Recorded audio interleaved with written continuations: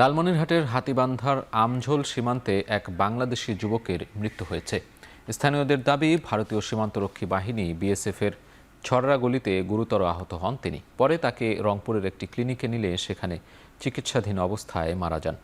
স্থানীয়রা জানান, বৃহস্পতিবার রাতে সীমান্তের কাঁটাতারের কাছে গেলে ভারতের পাগলিমারি ক্যাম্পের টহল দল তাকে লক্ষ্য করে গুলি চালায়। এতে খাদিমুল নামে ওই ব্যক্তির মুখ, বুক ও মাথায় আঘাত লাগে।